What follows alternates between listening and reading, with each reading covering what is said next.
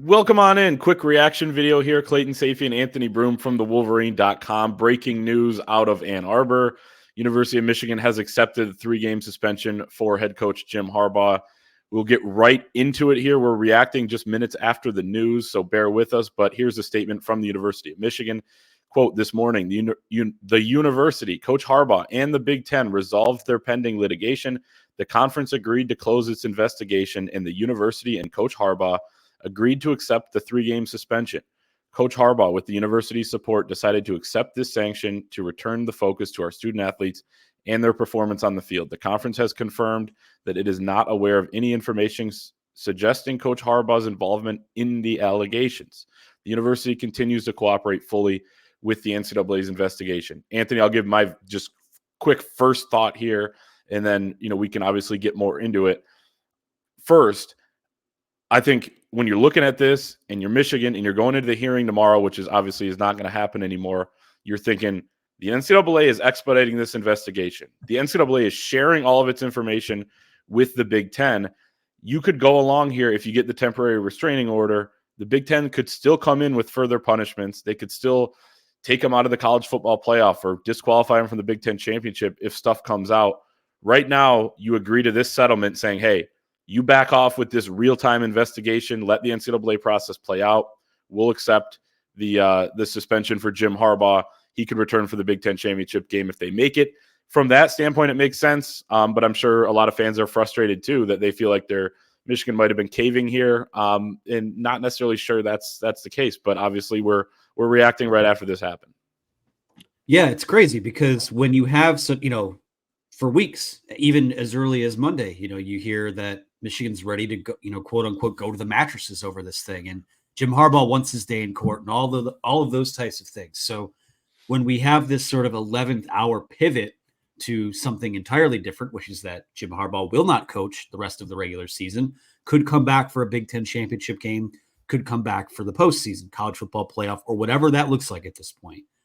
But when you have that type of an abrupt change, I think for a lot of people, you can maybe use your imagination on the reason that could be. I mean, is there, the Big Ten, explicitly states there is no evidence currently still that links Jim Harbaugh to this, but is there something else with other staffers? Is there a receipt? Something like, I don't know. It's complete speculation, but I think that this type of 11th hour adjustment lends itself to speculation. And I'll say this too.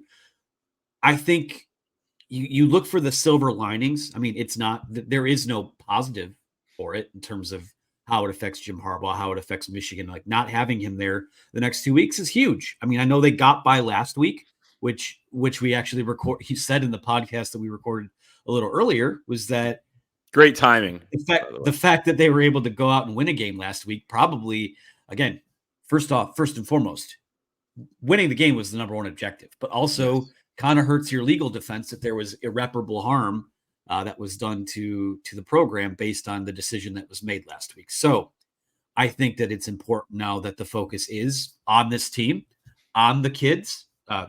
Young men, they're not kids, but a lot of guys came back to this team from last year citing unfinished business.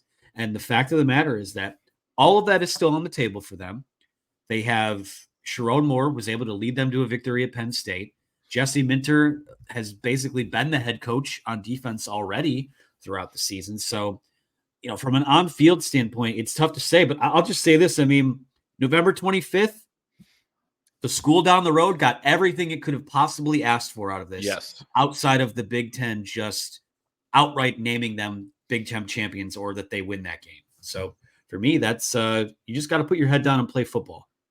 Yeah, and as we said, I mean, so 3-game suspension. He already served one.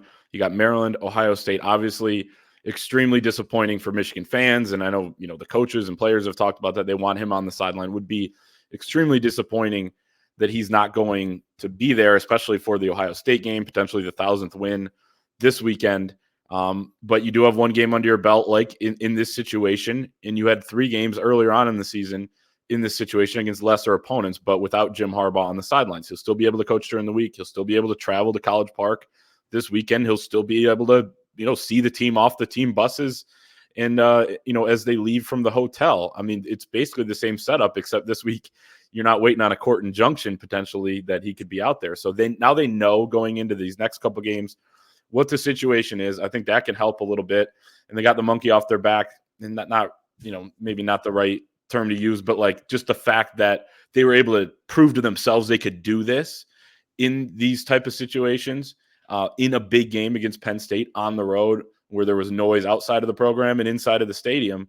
I think it's big for this team, but do have to just kind of reiterate here the part of the statement that I'm sure is one of the most important parts to the people listening is that, again, the conference has confirmed that it is not aware of any information suggesting Coach Harbaugh's involvement into the allegations. So not a ton has changed from his standpoint, but I think probably with the conversations, and there were conversations between the Big Ten and Michigan coming in all week about a potential settlement, the Big Ten probably kept hammering the point home that if we find more, and not just on Harbaugh, but maybe throughout the program, or as just more information on what they already know is actually come to light, then hey, we can continue to keep up our investigation. We can tack on more punishments, and I think that's something that Michigan decided. Hey, okay, let's back down at this point. And another key point is that it does say that Coach Harbaugh agreed, or Coach Harbaugh decided to accept the sanction with the university's support. If you're looking at long-term stuff here with Jim Harbaugh as well, obviously you hope that's the truth, that, he wanted to do this and he wasn't, kind of forced into it, because, you want to keep him here for a long time. You want to keep him happy and feel supported. Well, and again, it comes back to, I know that there's been some consideration on what Jim Harbaugh wants. How do you keep Jim Harbaugh happy? But this is a lot bigger than him too. I would argue, if you want to do right by, again, there was no scenario where, even with the idea that this would be a hearing on Friday, where there was a back and forth and there was still some fluidity to what could happen, you can't put that team on a plane again, not knowing who its head coach is at least this week.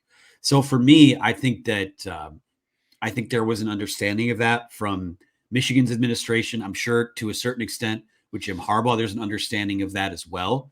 Now, the question for me here now is that is there anything more that comes from this? Because we assume, with this being an open NCAA investigation, at this point, I assume the Burgergate, the recruiting violation stuff, and the sign stealing, that all is going to get lumped into one file or one dossier for ultimately something to be passed down. And what you have now is a 3-game suspension that was self-imposed by the school, and you have a Big Ten imposed 3-game suspension for the sign stealing stuff. So for me, there was talk back in the fall that the NCAA still wasn't really happy with that. Maybe they wanted to tack on another game or two. And I still think maybe that's something that could be on the table. But I do think, in terms of, the show cause stuff, in terms of the lengthy suspensions, I would have to think 6 games served might satiate that from an NCAA perspective, but I wouldn't be surprised. We'll see what happens. But for now, no Maryland, no Ohio State. And it sets up that scenario, Clayton, where maybe 2 weeks from Saturday, we're back in Indianapolis. Jim Harbaugh is back with the team, and there's that potential Big Ten championship trophy handoff between Big Ten Commissioner Tony Petitti and Jim Harbaugh, which is fascinating to me. And it's still on the table, so we'll see where it goes, but got to win these next 2 games.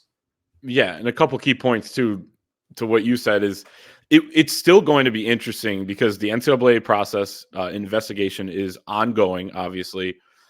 I mean, what are they really going to find? Like, and really, they have to interpret their own rules. A lot of it comes down to how they interpret bylaw 1161, which says that university personnel cannot off-campus in-person scout future opponents in the same season. I mean, it might still be a gray area. Like, I don't want to jump to, okay, they might have a little evidence or whatever, and obviously they have Connor Stallions. He no longer has a job. But I don't necessarily want to jump to the conclusion that this was some major rule, or that really it was even broken. That could take months, if not years, to totally determine, and maybe multiple court cases down the road.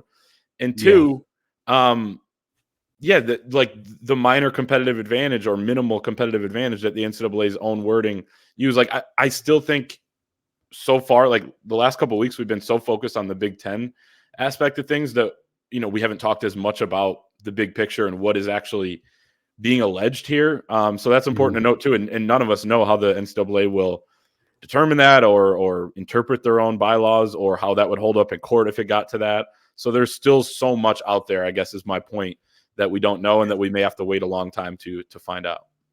Yeah, I think there's going to be a lot of lawyering that takes place over the next several weeks, months, and maybe even years, because again, I don't know how you quantify competitive advantage from stealing signs. Again, if it was a team that was on the lesser rung of the conference ladder, then again, there's just so many factors at play here. So it is fascinating. I have a feeling that if there's something more of an institutional punishment that comes down to Michigan by the NCAA, I mean, I think that's going to take a while. I really do. I don't think that's something that just gets wrapped up by the winner. I think there's a lot of work that goes into that. And quite frankly, the elephant in the room, I think that punishment may not even come down until the potential of Jim Harbaugh not even being at Michigan anymore. So a lot still to sift through here in the here and now. Jim Harbaugh not with the team these next 2 weeks, or he'll be with the team, just not on the sidelines with them. He really just won't be with them for 3.5 hours, which is the crazy part. I know. And okay, really quick, last point here. Did you see that Tony Annese from Ferris State is suspended for a playoff game because his players were smoking in the locker room last? Okay, so cigars after a win. Yeah, the national cigars after a win. He could still buy a ticket and be in the stadium. So is that something that's on the table? I don't know. Because it's not and this isn't even an NCAA suspension for Harbaugh. So maybe he can't, or maybe that means he could. I don't know. I think I saw you say this, Clay. It's probably more likely he fires up the YouTube TV, the quote unquote, the YouTube TV over at John Harbaugh's house. Of course, in John Harbaugh's neck of the woods here in Maryland this weekend. So it's going to be interesting. A lot of twists and turns in this story. Last week, no problem. Temporary restraining order. They've got what they need there. He'll be back on the field Saturday. Then it was, maybe not this Saturday, maybe for Maryland. And now we're where we are now. So keep patient, keep calm. Follow us over at the Wolverine. Yeah, follow us at the Wolverine. But here's what I would say though is keep calm, but there actually is going to be reason to be calm for a while because the Big Ten's done. They're done with their investigation now. So there's not going to be any more real-time punishment for this Michigan team. Any punishment that comes down would be from the NCAA in the form of a notice of allegations. Michigan would have 90 days to respond. We all know 90 days from now is what, the season's over. So this season is going to be unaffected outside of Jim Harbaugh being gone for the next 2 games. I want to finish with this because I have a minute and a half left. My call that I was supposed to be on got pushed back 5 minutes. So I got a couple minutes. Here's the thing. Ryan Day is going to face Sharon Moore next Saturday in the game. There's a ton of pressure on Ryan Day. Is there more pressure now on Ryan Day to win? Because like James Franklin, you can't lose to a team that doesn't have a coach. You can't lose to an acting head coach when you've already gotten embarrassed fair and square by Michigan the last 2 years. Now there's more pressure on him because he has to win. And if he does win, fair or not, there's a semi-excuse, and not even just an excuse, just the fact of the matter is that not having Jim Harbaugh would hurt Michigan. So either way, it's kind of a weird spot if you're Ryan Day. But like you said, I mean, Ryan Day, if he was behind a lot of this, then he got exactly what he wanted. And it seems like a weak and cowardly way to go about things. Well, I'll end on this. Regardless of what happens, Jim Harbaugh will still be 2-1 against Ryan Day after they play the game this year. So that might. But if he wins, then they're going to count it as his win, though. Well, we can. You want to move goalposts? We'll move goalposts. We can do that. But yeah, it's going to be fascinating, and all that you can really say about that is that if you're an Ohio State Buckeye and you wanted a shot at Jim Harbaugh with, to quote Rich Eisen, it's ripped out root and branch with the sign sealing stuff. Harbaugh's not even there. All right, have at it. But I would caution you against just thinking you have that wrapped up, because this team is going to play with their hair on fire for whoever's on that sideline. It might be Ben. Maybe they put the headset on Ben Herbert and Sharon Moore passes it off. Whoever it is, that team's going to be ready next weekend. And I've said that a few times here this week. I agree with you. Well, that is our reaction here. As AB said, keep it locked at thewolverine.com. Special offer for podcast listeners and viewers on the YouTube channel. Promo code UM1 gets you 2 months of premium access for just $1 for the 2 months over at thewolverine.com with all of our premium access. We're going to continue to follow this story, obviously. And AB's in College Park. I'm headed to College Park on Friday. We're going to be covering the game. Going to be a fun weekend of football and crab cakes in Maryland, and we will see everyone next time.